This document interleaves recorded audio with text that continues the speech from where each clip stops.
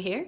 I am the host and creator of the YouTube channel Talking Harps, where I interview harpists from around the world, and we also occasionally take a deep dive into topics that they're interested in. If you're a harpist or you're a music lover, you might find that information and content interesting. Go check it out. I appeared in a podcast of one of my guests, Heather Downie. She is the creator behind an online harp learning platform called How to Harp. And as part of her How to Harp offering, she has a How to Harp podcast. You can check that out in the podcast platform of your choice. In that podcast, she has a rotating series of topics that she would go through every month, and one of them is an interview with a harp learner. So I was the first harp learner that she interviewed, and after that podcast was released, I got some questions from the How to Harp members about my harp practice routine. They're curious in how I approach my harp practice, and I didn't think that I could answer that questions very well without going into a little bit of how I approach planning in general. And I'm just setting up my bullet journal for 2026, which I double up as my harp journal. So I thought I would use this opportunity to give you a little bit of a walkthrough of how I approach planning, and then maybe that can become a springboard into me discussing how I approach my practice. So I treat planning as a way to gather information, to gather data, to help me inform what I do in the future. And I first came across that concept when I was studying computer system technology, and I took a course on the introduction to the personal software process. And really this whole course, the premise is on how you track your time, your work, and then use that information to plan your time and perform better as a programmer.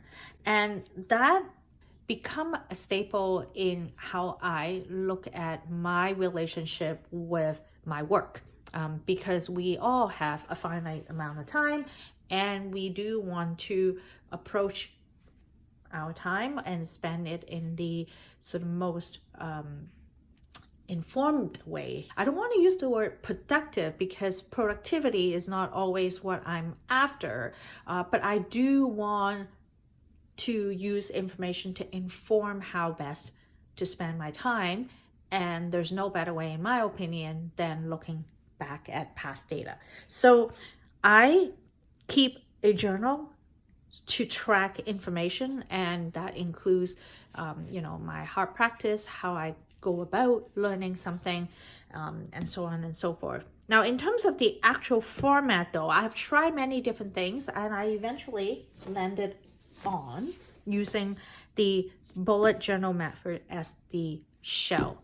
And this method is created by Ryder Carroll. And if you are ever interested in bullet journaling, you're gonna find there's a ton of information in all kinds of internet platforms, but many of them is actually quite a bit departed from the original essence of the bullet journal method. So I highly recommend you check out the book, which is not a very expensive book, by the way, but he also offers courses on the bullet journal method on his website, the bullet journal website. So I would go straight to the source if this is something that you're interested in learning more about, because there are some really important message about this method that I think get lost when we hear some other people interpret how they bullet journal, which is not necessarily always connected to the essence of the original method. So anyway, I use a combination of the PSP, the sort of thinking, and the bullet journal thinking into tracking and planning my time. I have this bullet journal. This is just the Leuchtturm official bullet journal that they sell. I like this one because I like the paperweight, the way that the notebook is constructed, but you don't have to use this journal if you don't want to pay the money, because this is a little bit on the pricey side. You can use any notebook really and achieve a similar outcome. I do not generally treat my journal with a huge amount of sort of RC stuff, but I do like colors. So what I've done is I'll try and incorporate some stickers or drawing here and there, but my primary focus is on data tracking. So the lazy way of me to dress up my journal, for example, in here is I put a sticker in the front, and I want to give a shout out to Hutman and Chop Girl, which is where I purchased this sticker from. They're a stationery company in Toronto, and I really enjoy their stickers. So I have them in here, I have them in water bottle, I have them everywhere. It's just an easy way for me to add a little splash of color into my black journal. Now, what I do like about the bullet journal is that it is structured to work with the bullet journal method. So there are things that are in here that really help cater myself to kind of set up for the bullet journal way of journaling. So there's an intention page.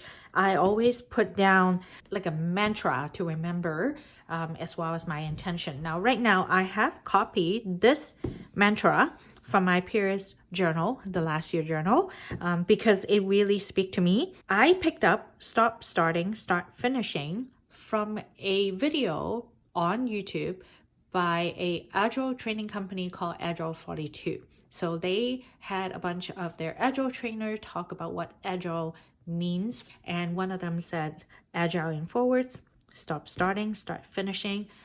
I really resonated with that. I really need to finish more. It has appeared in a couple of my journal, and it is gonna stay because this one really resonated with me.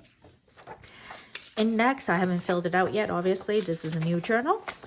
In my future log, I just have usually at least the next year, if not a little bit more. In here, I think I end up putting 16 months, so I can do my future log, and you can see I just throw some stickers in here to dress it up. So that's my future log.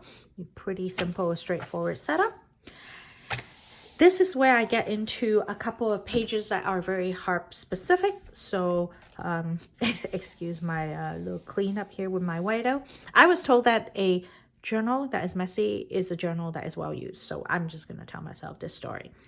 I have a harp music repertoire tracker that I use in almost all my harp journal.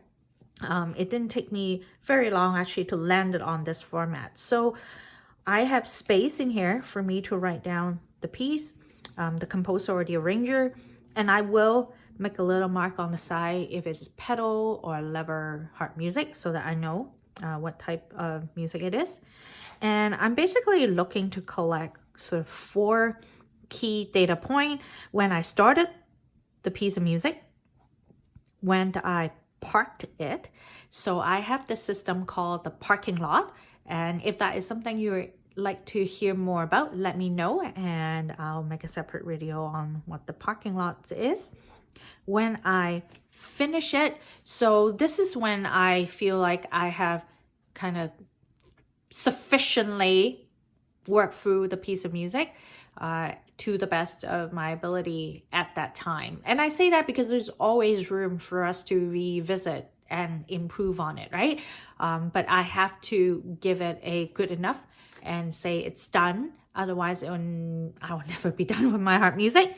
And then I also have a date for when I recorded the piece. So I have in my channel, as you know, videos of pieces that I learned, and I got inspired to do that by a harp friend, Connie, and she made the case to us to record our music journey, because when we look back, it gives us something to compare how far we have come. So I have quite early on started a little goal that when I finish a piece of music, I would record it so I have a record of the music that I've learned, and I have put that data point in there so that I know when I record it.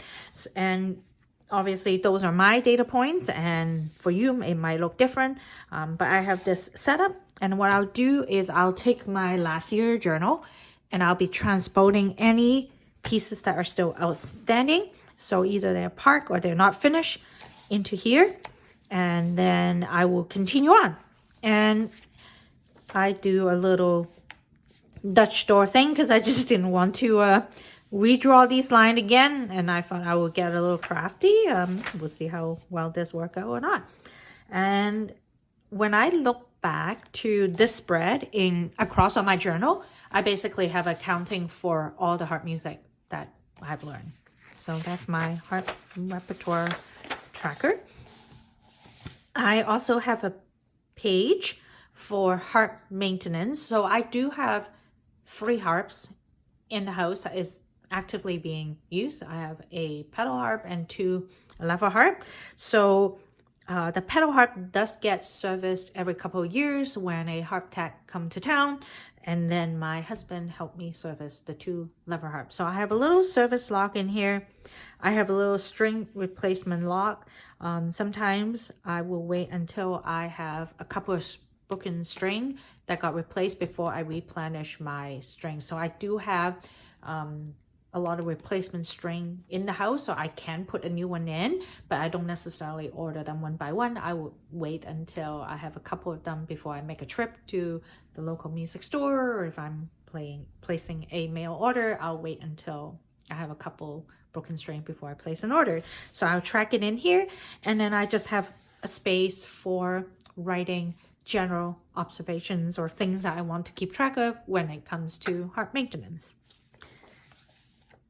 This year, I also decide to make space in my journal to track music that inspire me. And this idea came from a friend and my harp teacher, Amelia Romano. Something that she had said to me really resonated. She goes to a lot of different concerts and listen to a lot of different music.